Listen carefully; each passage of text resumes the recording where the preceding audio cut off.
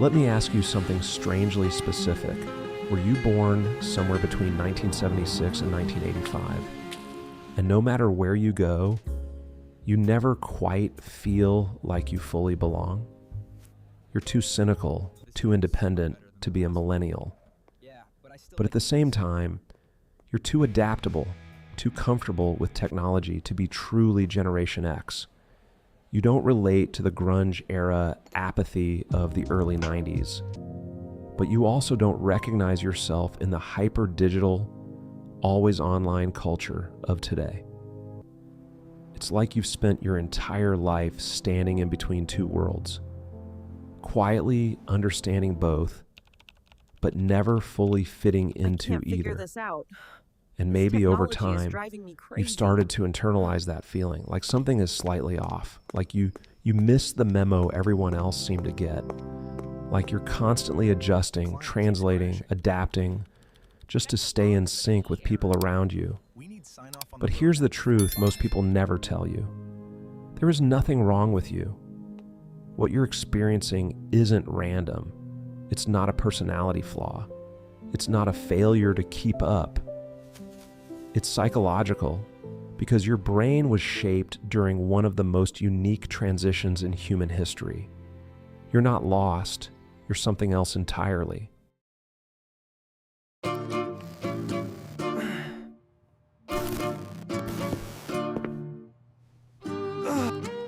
so good to finally catch up with you all.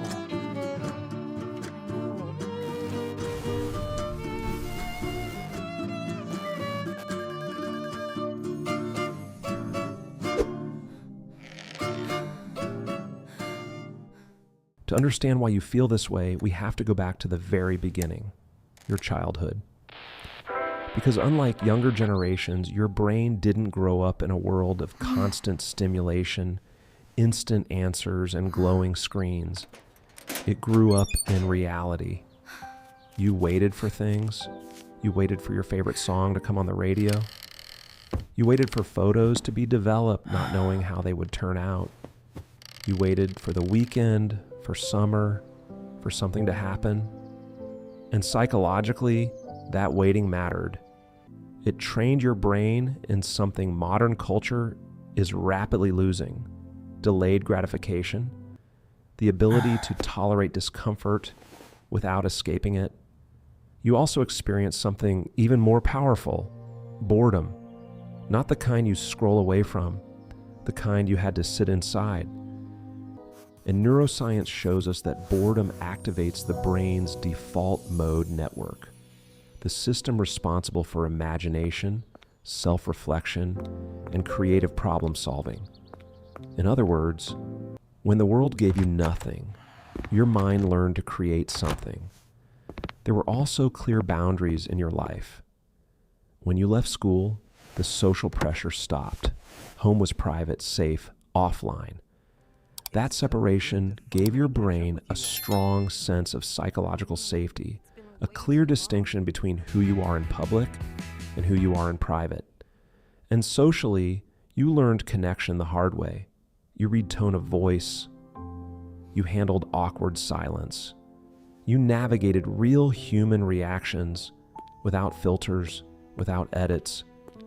You didn't just grow up slower, you grew up deeper.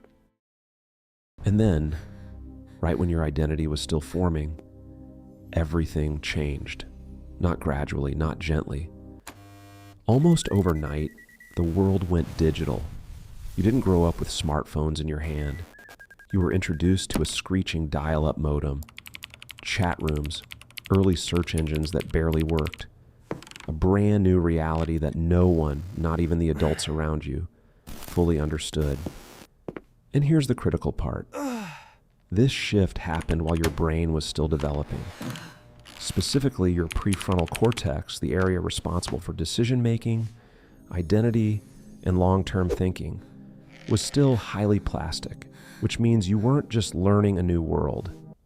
You were wiring your brain around it. Psychologists call this neuroplasticity under pressure. You had to adapt in real time, figuring out how to think, communicate, and exist in a digital environment that didn't come with instructions. Compare that to other generations. Generation X had already formed their adult identities before the internet took over. They could resist it. Millennials were born into it. They never had to question it.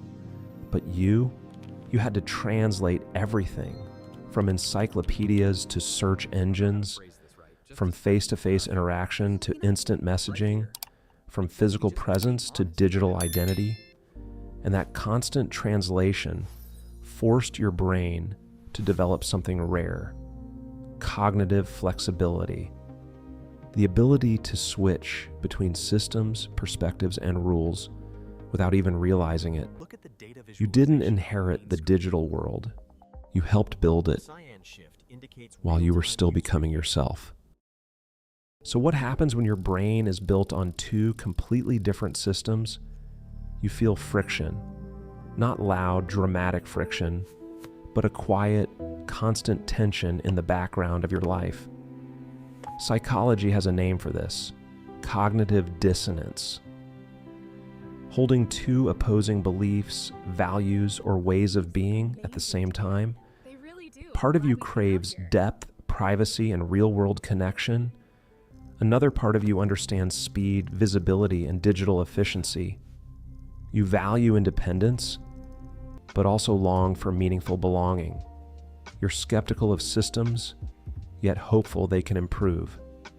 And over time, this creates something deeper, a kind of identity diffusion.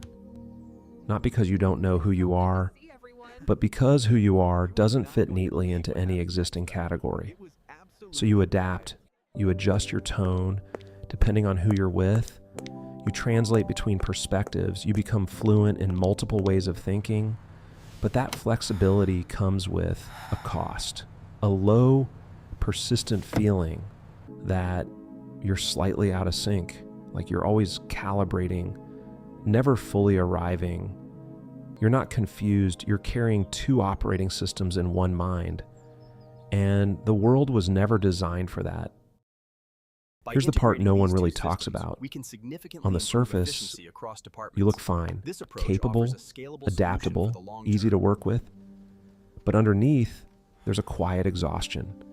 Because in many ways, you've become the translator in every room. At work, you understand the old school mindset, structure, hierarchy, paying your dues.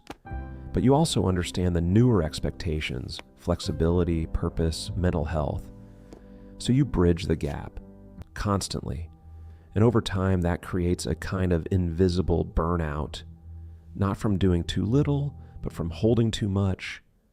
Then there's social media.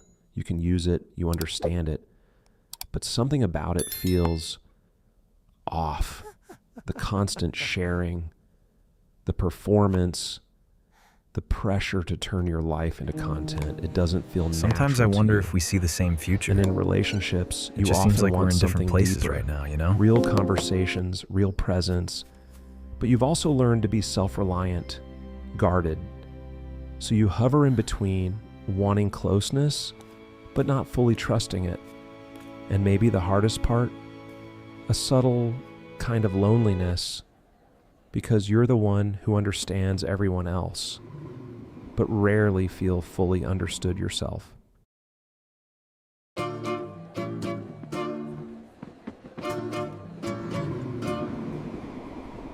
hear both sides.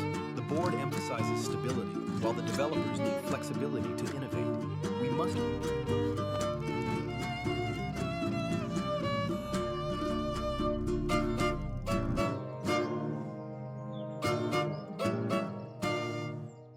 But here's the shift. What if this isn't a flaw? What if everything that makes you feel out of place is actually your greatest advantage? Because the same experience that created that internal friction also built something rare. You developed adaptive intelligence, the ability to adjust, pivot, and function in completely different environments. You don't panic when things change. You've been training for change your entire life. You also carry a kind of dual awareness. You understand systems, but you're not blindly controlled by them. You can think digitally without losing your sense of what's real, human, and grounded. Sometimes it's nice to just And in a world disconnect. that is constantly shifting, economically, socially, technologically, that combination is incredibly powerful. You are resilient, you are perceptive, you are able to see patterns others miss because you've lived through both sides. So no, you're not stuck between two worlds. You're the bridge that connects them. And that's not weakness, that's leverage. If this resonated with you, let me know your birth year and one memory from the 90s you'll never forget in the comments below. And if you want more deep dives into the hidden psychology of everyday life, make sure to subscribe. I'll see you in the next one.